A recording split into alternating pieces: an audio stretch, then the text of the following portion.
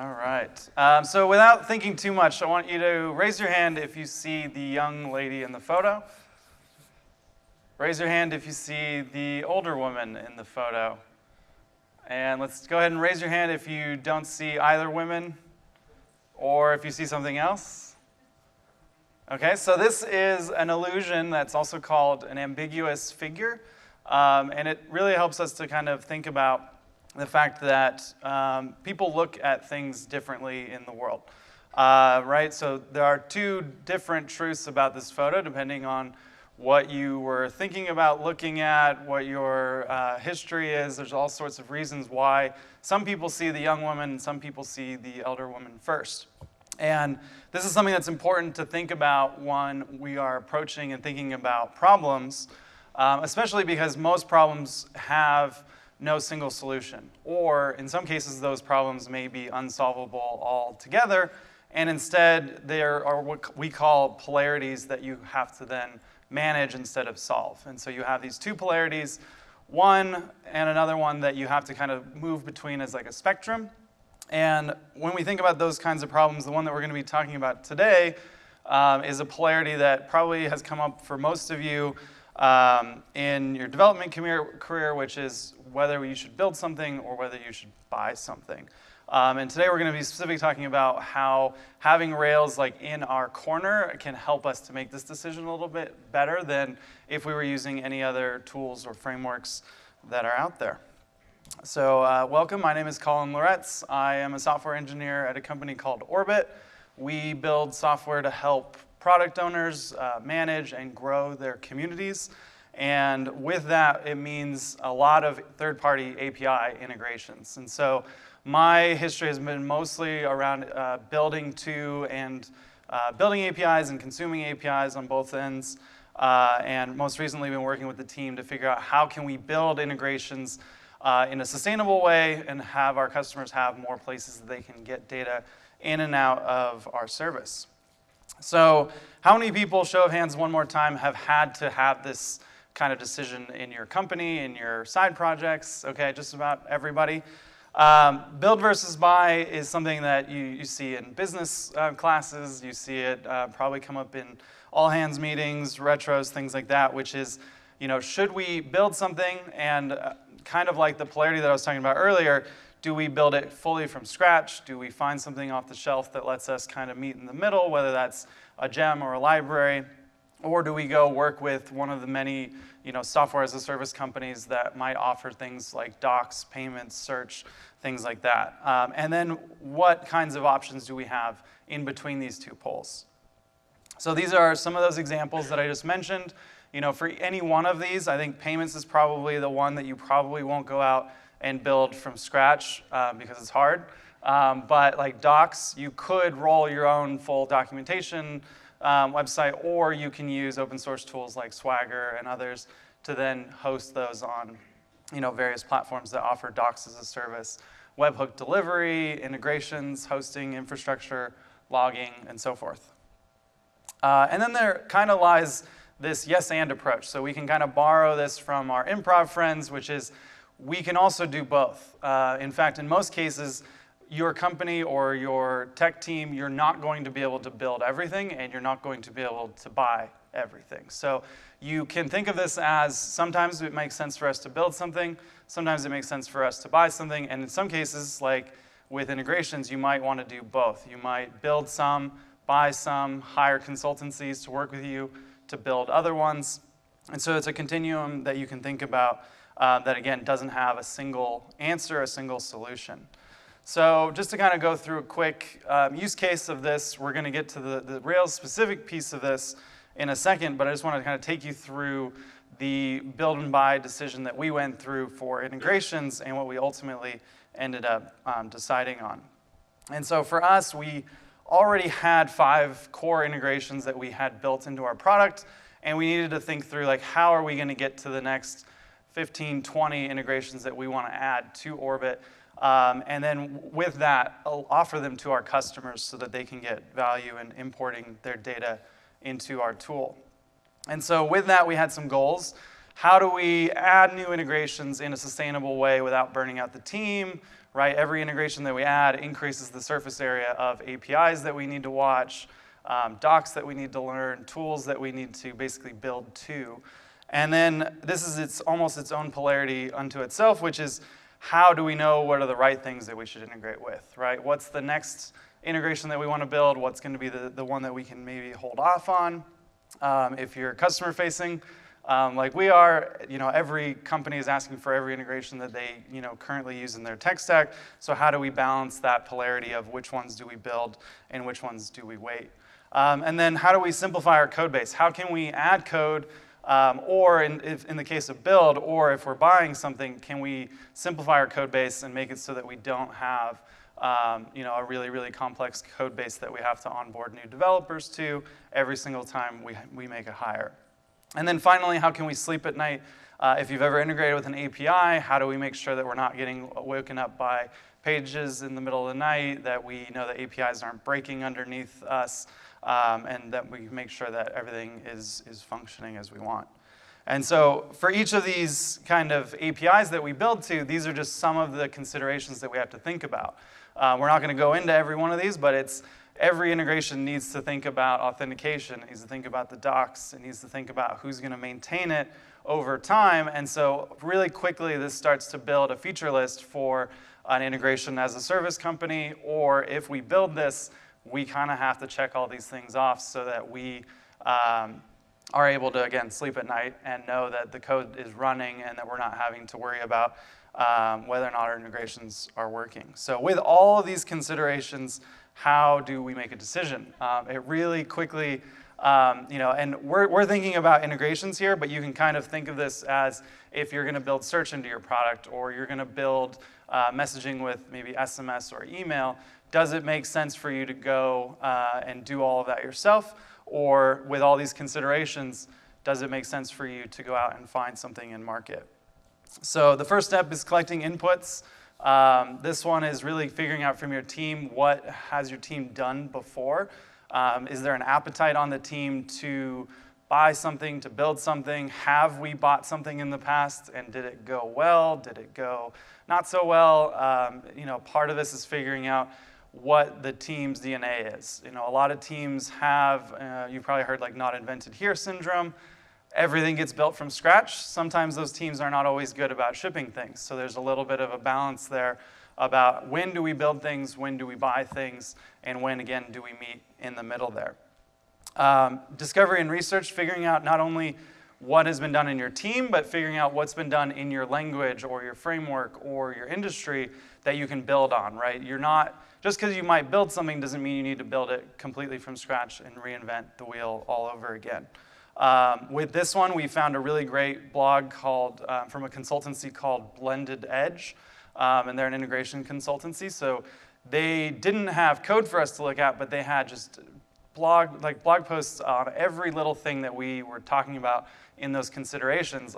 If you've ever dealt with an API, their blog, if you read through it, you just will find yourself just nodding your head as they kind of empathize around all the issues that you run into when integrating with APIs. And then finally, we just have a lot of trade-offs. So we need to think about how big is the team. If you're the only programmer and the co-founder, you probably should not build everything, right? It makes sense to borrow the capabilities of using something for a payment platform, using something for docs, and so forth. How big is the company in terms of stage, product market fit?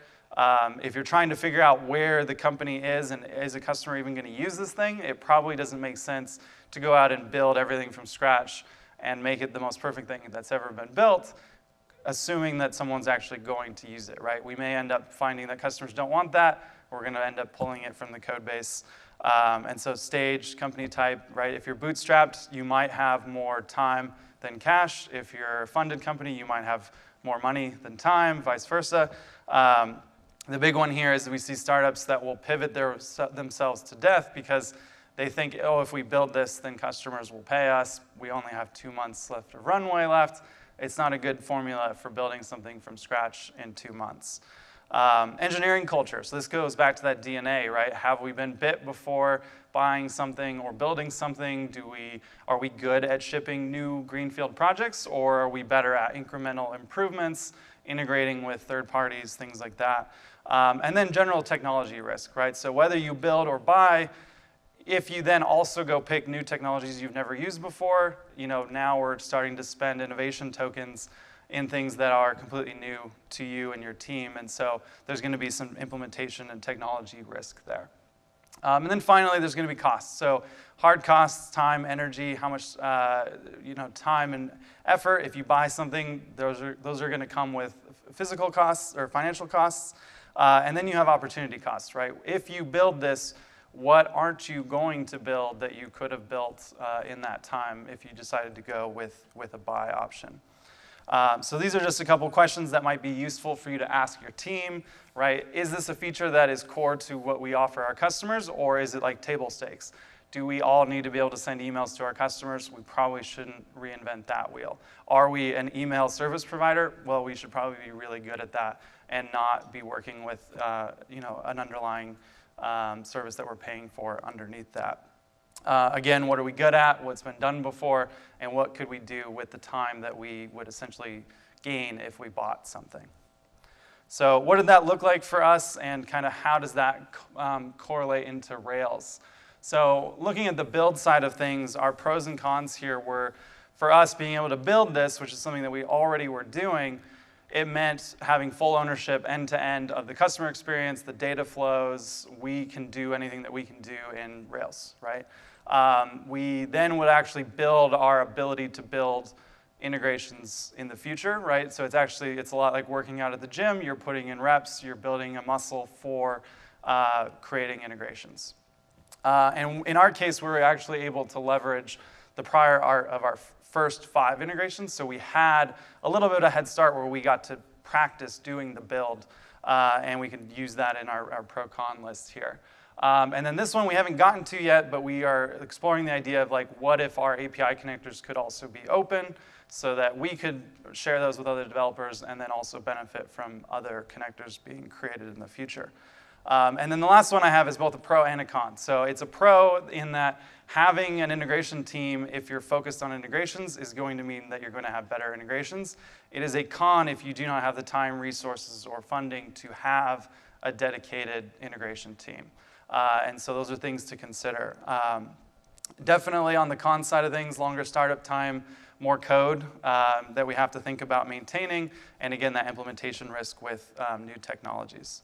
So back to that blended edge consultancy that I mentioned before, they really focus on the idea here that if you're going to be successful in building, you really have to make it part of your company culture.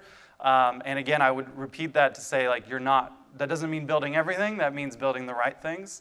And you do need to make sure that you have a team that focuses on those specific things. On the buy side, we're basically looking at the ones that are asterisks here are essentially some of the marketing that comes from a lot of these companies, which is that the speed to implementation should theoretically be faster. A lot of the infrastructure pieces of this are going to be offloaded to the service that you're paying for. I've asterisked those two mostly because those were big maybes for us. They were like, we see how it could take less time to build, but we could also see how it may take just as long as us building it ourselves. The tricky thing with integrations is that they are like icebergs that look very small from the top, and everything is kind of hidden underneath.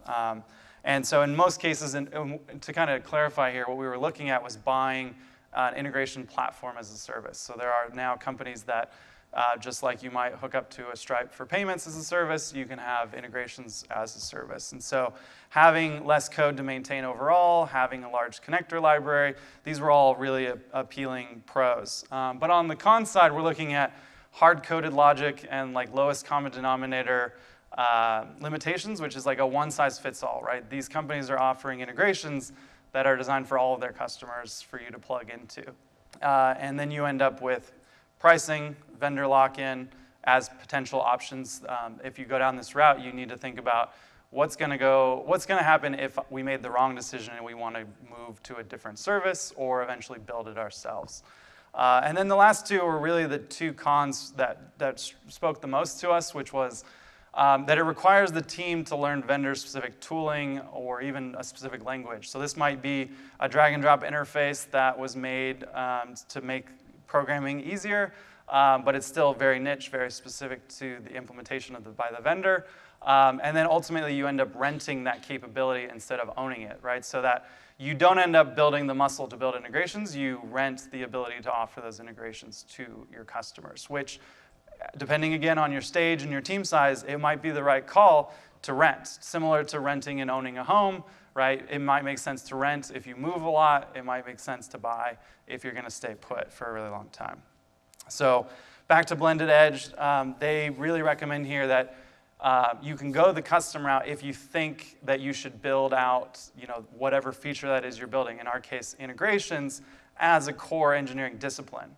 If for whatever reason, again, funding, team size, whatever that might be, if you don't think it's a competitive advantage, it might make sense to actually find a partner or something that you can work with in the middle. So now shifting to, that's all the business slides out of the way of like why you might do one or the other. And really what was interesting about this is that we didn't write any code up until this point. This was really the process that we went through, the whole engineering team thinking through what are the pros, what are the cons, what if we get this right, what if we get it wrong. And it ultimately landed on us thinking we already had a really good language and a really good framework for building what we wanted to build. And so we ended up landing on being able to have Ruby everywhere. So instead of having vendor-specific tooling and languages, everything can be in Ruby. And we can take advantage of the team that we have and the tools that we have already to build out our integrations in a better way than we were doing before. So that brought us to building an internal project that we called Constellation. So the idea being Constellation connects stars, Constellation connects us to other APIs, and it has these 6 core tenets here, which is API connectors, which in our case were actually just pure Ruby objects. So no fancy IDEs and drag and drop tools and things like that. It's how do we as Orbit talk to Slack, Twitter, API, and so forth. And with those connectors, those are the ones that I was talking about potentially being able to be open so that other developers can contribute to them. And then we were already using background jobs, so we were already using Sidekick for that, but we now use Sidekick Enterprise, which gives us access to the Sidekick enterprise rate limiting. And so if you've worked with APIs, you need to stay within certain rate limits by client, by company, by even a global limit in some cases. And so we're using the Sidekick rate limits for that. And we were even able to make our own HTTP client so that the Ruby code running in Sidekick is aware of the rate limits that each service puts on us.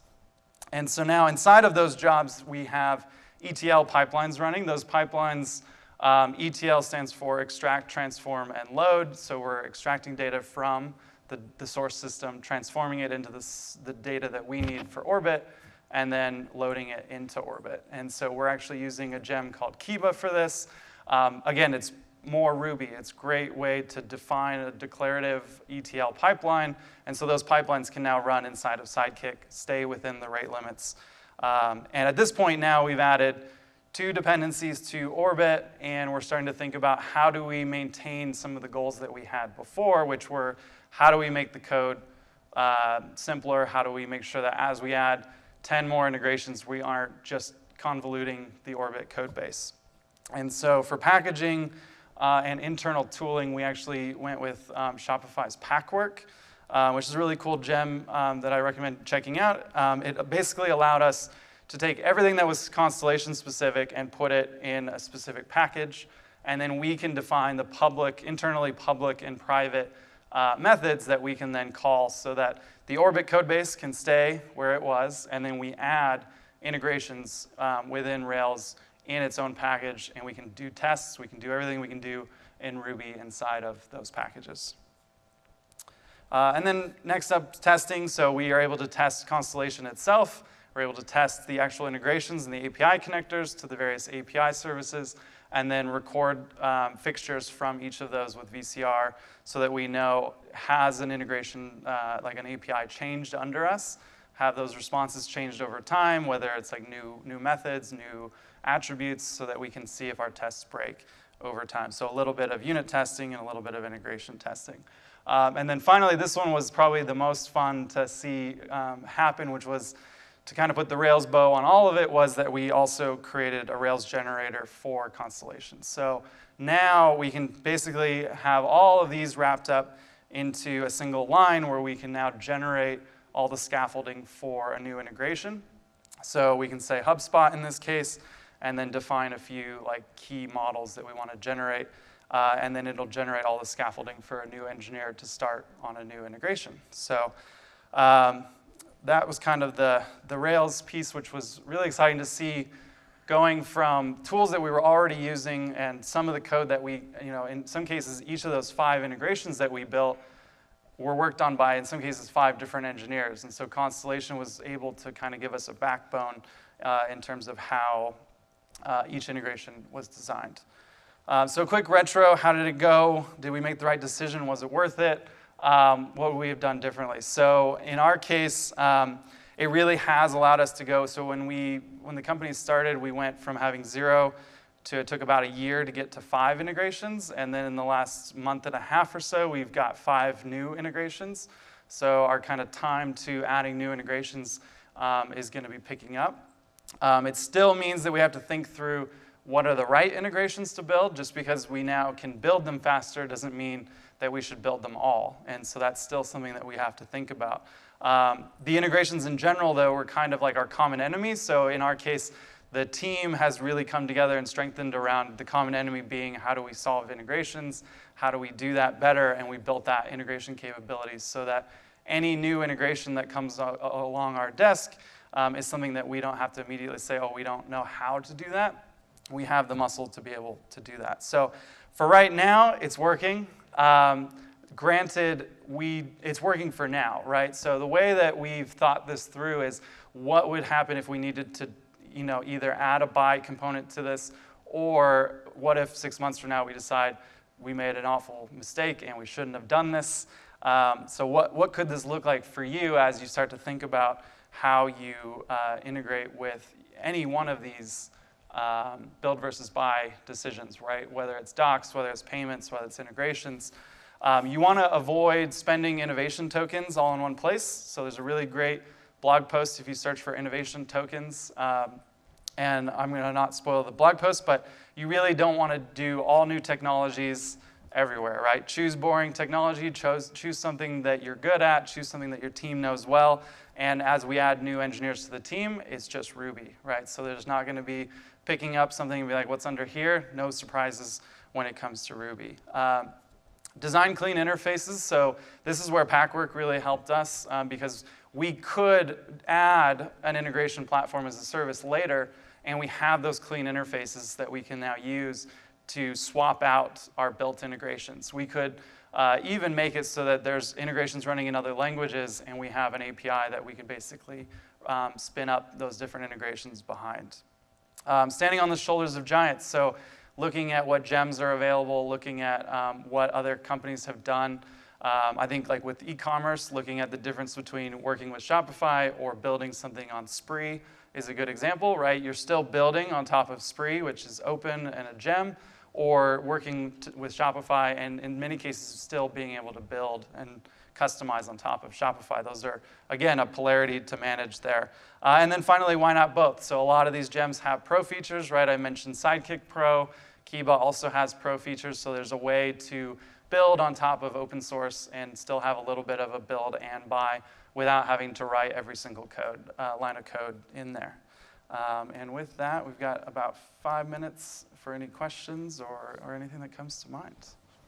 Yeah, so this is a good example. So to repeat the question, how often, in my experience, have we gone from like a build turns into a buy or vice versa? It'll tend to be like when you're a small team and maybe don't have as much funding, there are really great services where they're giving credits to startups, and or in many cases, if you follow the tutorials of a lot of things, it's like take these 2 APIs, put them together, and you have this app, right? And in the reality, it's like once the real world meets that app, you're going to blow through all of the limits that were on the free plan and on all of that. But in many cases, it still doesn't make sense to get off of it once you have to start paying for it, because let's use like a search as a service company as an example. Running your own search cluster is going to cost you time, money, engineers, right? And so it would probably make sense for a good while to do that, right? And we choose, in our case, we run on Heroku.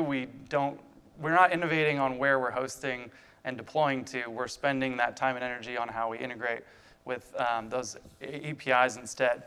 But like in our case, we used to use a search as a service company, and then because we had those clean interfaces, we were able to swap it out for our own search cluster when we were ready. So some of it's like growing into it, but then the nice thing is it doesn't really hurt to be able to swap it out if you think of that ahead of time. I would say you don't want to over-optimize for that either, like being able to make everything into an interface, but where you might need to. I've worked on a few things where we needed to switch out payment providers or support multiples, and so that's where that might come into mind. Thank you. Definitely, yeah. So when I was having these conversations, I was pretty new at the company too, so there was also like, okay, I felt the pressure to pick the right thing, but with like an integration platform, in our case, we already are integrating with a third party, and they might go down. So do we want to put another party in the middle of us that might also have issues? Or like if they're having an issue, what can we do? And that was really the biggest risk that we had to think about. For us, we talked to the whole company. It wasn't just engineers. It was like, what is our appetite for risk? What is it going to look like for us to be able to, like, can we tell our customers, like, oh, it's not us? That's not probably a good enough answer for some of them, especially if we have our own SLAs to the customer. And so it's definitely something to consider. I would add that to the trade-offs question is, what do you have to guarantee? And then if, in some cases, another company might be able to guarantee it more than you yourself can guarantee it. And so it might make sense that way.